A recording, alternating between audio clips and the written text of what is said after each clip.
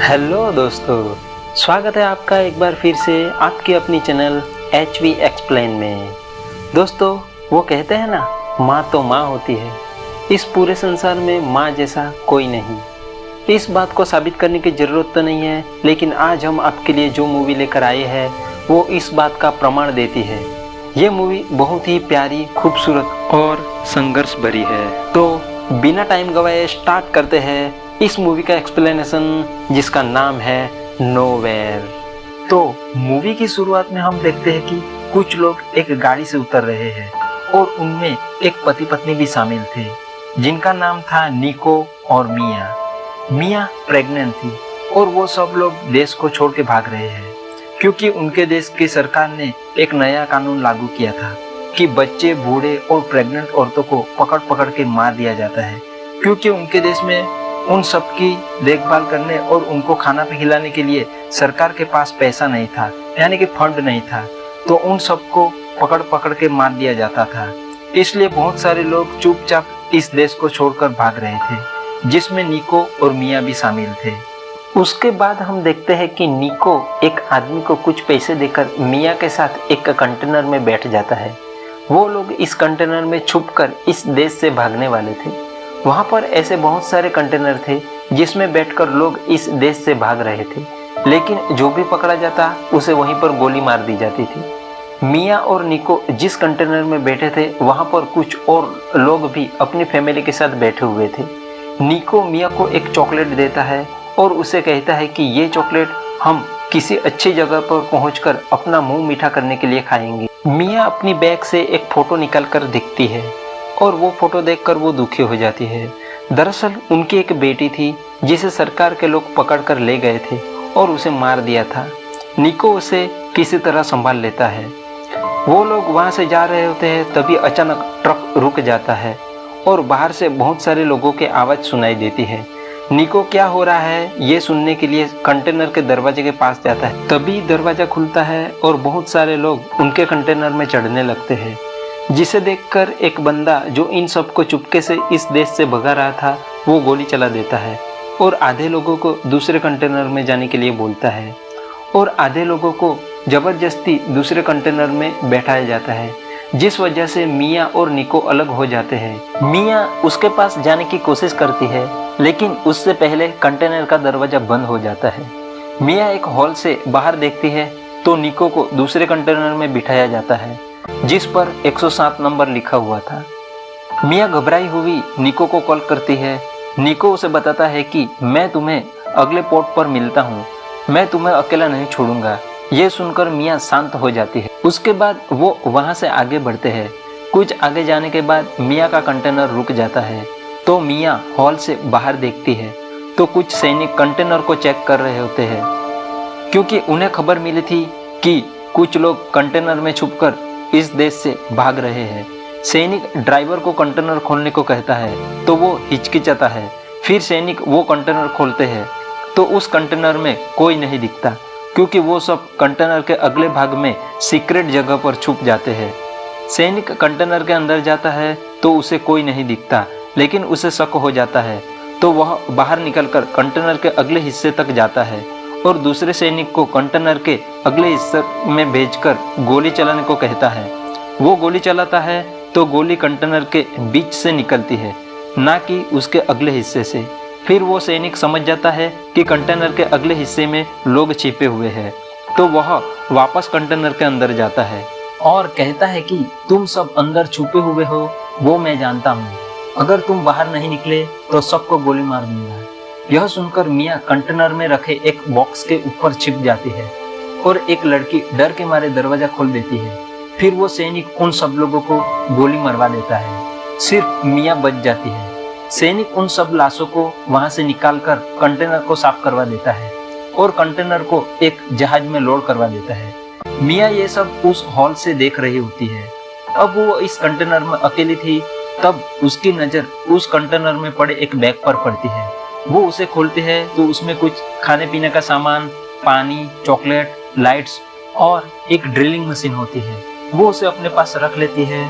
थोड़ी देर बाद वो सो जाती है। अचानक से उसका कंटेनर जोर जोर से हिलने लगता है। मिया हॉल से बाहर देखती है तो उनका जहाज भयंकर तूफान में फंस जाता है और तूफान थमने का नाम ही नहीं लेता, जिसके कारण जहाज में रखे कंटेनर समुद्र में गिरने लगते हैं, जिसमें मिया का कंटेनर भी गिर जाता है, जिसमें मिया को चोट लगती है और वो बेहोश हो जाती है। थोड़ी देर बाद जब उसे होश आता है और वो हॉल से बाहर देखती है तो बहुत सारे कंटेनर समुद्र में पड़े हुए थे। वह घबरा जाती है और निको को कॉल करने लगती है, लेकिन उस हादसे में उसका फोन टूट गया था और वो निको का संपर्क नहीं कर पाती। उसके बाद वह देखती है कि कंटेनर के 2 होल से पानी कंटेनर के अंदर आ रहा है, तो वह उसे बंद करने के लिए इधर उधर देखने लगती है। फिर वह कंटेनर के अंदर रखे बड़े बड़े बॉक्स को खोलने लगती है, तो उसमें किसी बॉक्स में प्लास्टिक के डब्बे भरे होते हैं, तो किसी बॉक्स में टीवी, एक बॉक्स कंटेनर के ऊपर के भाग में लटका हुआ होता है जिसे मिया खोल नहीं पाती।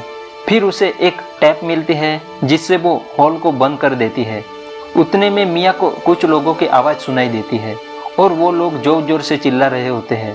तो मिया कंटेनर के हॉल से बाहर देखती है तो एक कंटेनर के अंदर से लोग चिल्ला रहे थे, क्योंकि वह कंटेनर पानी में डूब रहा था। उस कंटेनर के ऊपर 107 नंबर लिखा था और वो वही कंटेनर था जिसमें निको बैठा था, जिसे देख मिया घबरा जाती है और उसे फ़ोन लगाने लगती है, लेकिन उतने में वह कंटेनर पानी में डूब जाता है और मिया उसे देखकर टूट जाती है, निराश हो जाती है, क्योंकि मिया को लगता था कि निको किसी भी तरह से उसे ढूंढ ही लेगा। लेकिन निको भी अब नहीं रहा, ये सोचकर वह आत्महत्या करने की सोचती है और वह अपनी हाथ की नस को काटने वाली थी। तभी उसके पेट में कुछ हलचल होती है और उसका बेबी उसे पेट में किक करता है। ये देखकर वह रोने लगती है और मरने का डिसीजन छोड़ देती है, क्योंकि वह अपने बच्चे के लिए जीना चाहती है। तभी उसके फ़ोन में निको का कॉल आता है और निको उसे बताता है कि मौका देखकर वह कंटेनर से उतर गया था। यह सुनकर मिया को थोड़ी हिम्मत आती है और वो निको को बताती है कि हम बीच समंदर में कंटेनर में फंसे हैं। तो निको उसे हिम्मत रखने को कहता है और वो उसे वादा करता है कि वो उसे किसी भी तरह से ढूंढ लेगा। फिर निको देखते हैं कि पानी को रोकने के लिए उसने जिन होल्स में टैप लगाई थी वो निकल गई है और पानी धीरे धीरे अंदर आ रहा है। फिर वह इधर उधर सामान को चेक करते हैं तो वह देखते हैं कि प्लास्टिक के डब्बों के ढक्कन में रबर लगी हुई है। तो वह रबर निकाल के उन होल्स को बंद कर देती है और कुछ जुगाड़ करके अंदर भरे हुए पानी को हॉल से बाहर निकालने लगती है। उतने में उसे जोर जोर से पानी की लहरों की आवाज़ सुनाई देती है। तो वह देखती है कि एक भयंकर तूफान उसकी तरफ बढ़ रहा है और उसके पेट में जोर जोर से दर्द होने लगता है, क्योंकि अब मिया की डिलीवरी का समय आ गया था। इधर मिया को भयंकर पेन हो रहा था और बाहर तूफान चल रहा था और कंटेनर में पानी भी भरने लगता है। इसी बीच वो एक बच्चे को जन्म देती है। वो अपनी बच्ची को एक बॉक्स में रख के थकान के कारण सो जाती है। थोड़ी देर बाद वो उठती है और उसे जोरों से भूख लगती है, तो वह बचा कुचा सारा खाना पीने का सामान खत्म कर देती है और अब उसके पास खाने पीने का सामान खत्म हो चुका था और उसकी बच्ची भी भूख के कारण जोर जोर से रोने लगती है। वो उसे दूध पिलाने की कोशिश करती है, लेकिन उसके आंचल से दूध ही नहीं निकलता, जिसके कारण बच्ची बहुत रोती है, जिससे मिया बहुत ही परेशान हो जाती है। एक तरफ बीच समुद्र में अकेले फंस जाना और खाने पीने का सामान भी खत्म हो चुका था और बच्ची का रोना, जिससे वो फ्रस्ट्रेशन में आ जाती है। फिर उसकी नज़र वहाँ पड़े ड्रिलिंग मशीन पर पड़ती है, तो वह सोचती है अगर इससे मैं कंटेनर को काट दूँ तो शायद बाहर निकलकर किसी से मदद मांग सकती हूँ। तो वह कंटेनर में ड्रिल करने लगती है, लेकिन ये बहुत ही कठिन काम था, क्योंकि भूखे प्यासे मिया 2 दिन से छत में होल कर रही थी और इसके हाथों से भी खून निकलने लगता है। फिर मिया देखती है कि उसके आंचल से अपने आप दूध निकल रहा है, तो वो एक बार फिर से अपनी बच्ची को दूध पिलाती है और बच्ची दूध पीने के बाद शांत हो जाती है। तब मिया की जान में जान आती है और वो अपनी बच्ची को सुला के काम पे लग जाती है। लेकिन अभी छत का काम पूरा ही नहीं हुआ था और ड्रिल मशीन काम करना बंद कर देती है, जिसके कारण मिया निराश हो जाती है। उसके बाद अचानक बारिश होने लगती है, तो मिया छत के कटे हुए भागों से आ रहे पानी को उन प्लास्टिक के डब्बों में इकट्ठा कर लेती है। लेकिन उसको इतनी भूख लगी हुई थी कि वो डिलीवरी के समय अपने शरीर से निकली हुई गंदगी को भी खा लेती है। उसके बाद वह वहाँ पड़ी रस्सी का इस्तेमाल करके उस कंटेनर के कटे हुए हिस्से को पूरा जोर लगाकर खींचती है और कटा हुआ भाग निकल जाता है और उस कंटेनर में दरवाजा बन जाता है, जिससे होकर सूरज की किरणें मिया के चेहरे पर पड़ती है, जिससे मिया को बहुत ही सुकून मिलता है। फिर वह अपनी बच्ची के साथ उस दरवाजे से बाहर निकलती है। वह खुले आसमान का मजा ले रहे होते हैं। तब मिया अपनी बेटी की गंदगी को पानी में फेंकती है तो वो देखती है कि उसके आसपास बहुत सारी मछलियाँ आ जाती है। तो मिया उन मछली को पकड़ने के लिए एक लोहे के टुकड़े को रस्सी से बांधकर मछली को मारने की कोशिश करती है, लेकिन उसमें वो नाकाम रहती है और वो थक हार कर बैठ जाती है। तभी उसकी नज़र ऊपर से जा रहे एक एरोप्लेन पर पड़ती है, तो वह जल्दी से कंटेनर में जाकर टीवी के कांच को तोड़कर उससे सूरज की किरणों को रिफ्लेक्ट करके उनको इशारा करना चाहती है ताकि किसी की नज़र उन पर पड़ जाए। तो जल्दबाजी में वह कंटेनर से निकल रही होती है, तभी कंटेनर का कटा हुआ भाग उसकी जांघ में फंस जाता है और उसकी जांघ को फाड़ देता है, जिससे मिया को भयंकर पेन होता है और बहुत सारा खून बहने लगता है और वो एरोप्लेन भी काफ़ी दूर चला जाता है और मिया एक बार फिर से हार जाती। लेकिन घाव इतना गहरा था कि उसका इलाज करना जरूरी था। तो मिया वहाँ रखी शराब से अपने घाव को साफ करती है और टीवी में से एक छोटा सा तार निकालकर उस घाव को सीलने लगती है, जिसे देखकर किसी की भी रूह कांप जाए। घाव को सीलने के बाद वो बेहोश हो जाती है। थोड़ी देर बाद जब उसे होश आता है तो उसे बहुत भूख लगती है, तो उसकी नज़र उस बॉक्स पर पड़ती है जिसको उसने अभी तक नहीं खोला था। वो कुछ जुगाड़ करके उस बॉक्स को खोल लेती है तो उसमें से ईयरफोन्स निकलते हैं, जिसे देखकर वो फिर से निराश हो जाती है, क्योंकि उसे उम्मीद होती है कि उसमें से कुछ खाने पीने का सामान निकलेगा। लेकिन उसके बाद उसे आइडिया आता है और वो उन ईयरफोन्स के वायर को जोड़कर एक मछली पकड़ने की जाल बनाती है। फिर वो उस जाल को पानी में रखती है और उसके ऊपर अपनी बेटी की गंदगी को फेंकती है, जिससे वहाँ पर बहुत सारी मछलियाँ आ जाती है और मिया एक मछली को पकड़ लेती है, जिससे मिया को बहुत ही खुशी होती है और वो उस मछली को खाकर अपना पेट भरती है। इस तरह से वो बहुत सारी मछली को पकड़ती है और प्लास्टिक के डब्बों में स्टोर कर लेती है। फिर एक रात निको मिया को कॉल करता है और उसे बताता है कि वो उसके पास आने वाला था, लेकिन उसको एक ऑफिसर ने देख लिया और उसे गोली मार दी और अब वो उसके पास नहीं आ सकता। और मिया को बताता है कि तुम्हें अकेले ही आगे बढ़ना होगा, क्योंकि अब वो शायद जिंदा नहीं बचेगा। तो मिया ये सुनकर बहुत ही दुखी हो जाती है और रोने लगती है और वो उसे बताती है कि उसने एक बेटी को जन्म दिया है, जिसका नाम उसने नोहा रखा है। निको आखिरी बार अपनी बेटी से बात करना चाहता है। मिया अपनी बेटी की आवाज़ उसे सुनाती है।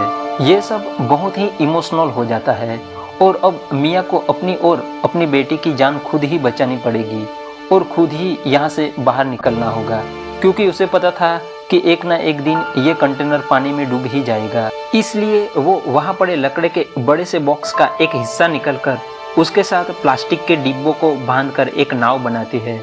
वो वहाँ से निकलने ही वाले थे कि तभी मिया को याद आता है कि उसने अपनी बड़ी बेटी और निको के फोटोज कंटेनर के अंदर ही छोड़ दिए हैं। तो वो उसे लेने के लिए अंदर जाती है। तभी कंटेनर डूबने लगता है और उसका पैर एक रस्सी में फंस जाता है। मिया की बेटी की नाव पानी में बहकर कंटेनर से दूर होने लगती है और मिया कंटेनर के अंदर फंसी हुई होती है। मिया जैसे तैसे करके रस्सी को काटकर कंटेनर से बाहर निकल आती है, लेकिन बाहर आकर वो देखती है कि उसकी बेटी की नाव कहीं दिखाई नहीं दे रही है। तो वो बहुत ही चिल्लाती है, लेकिन उसे उसकी बेटी कहीं दिखाई नहीं देती। तभी अचानक उसे अपनी बेटी की रोने की आवाज़ सुनाई देती है और उस आवाज़ को सुनकर वो उसके पास पहुंच जाती है। तब उसकी सांस में सांस आती है और अब वो एक रस्सी को अपने हाथ से बांधकर नाव के साथ जोड़ लेती है। उन्हें उम्मीद होती है कि हम कहीं ना कहीं किसी किनारे पर पहुंच जाएंगे। इसी तरह सुबह हो जाती है।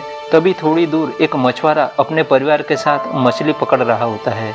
उनकी नज़र मिया की लकड़ी के नाव पर पड़ती है, तो वो उनकी तरफ जाते हैं और वो उसे बाहर निकलते हैं, लेकिन मिया वहाँ नहीं होती। वो सोचते हैं कि एक छोटी सी बच्ची को बीच समुद्र में कौन छोड़ गया और इसका परिवार कहाँ है। तभी उनकी नज़र नोहा के नाव से बंधी रस्सी पर पड़ती है। वो उस रस्सी को खींचते हैं तो वो पानी से मिया को निकालते हैं और उसे जैसे तैसे करके उसके अंदर से पानी निकालकर उसे होश में लाते हैं। मिया होश में आते ही अपनी बच्ची को गले लगा लेती है और रोने लगती है। इस तरह मिया ने अपनी बच्ची और उसकी बच्ची ने मिया की जान बचाई। ये कहानी हमें एक माँ की अपनी संतान के प्रति प्रेम और संघर्ष को दर्शाती है। एक माँ अपने बच्चे के लिए किसी भी चुनौती का सामना कर सकती है और किसी भी हद को पार कर सकती है, और जिसके लिए वो भगवान से भी लड़ सकती है। उसके बारे में आपका क्या सोचना है हमें कमेंट बॉक्स में बताइए, और वीडियो अच्छा लगा तो लाइक कीजिए, शेयर कीजिए और सब्सक्राइब कीजिए। मिलते हैं ऐसे ही और मज़ेदार कहानी के साथ। तब तक के लिए जय हिंद, वंदे मातरम।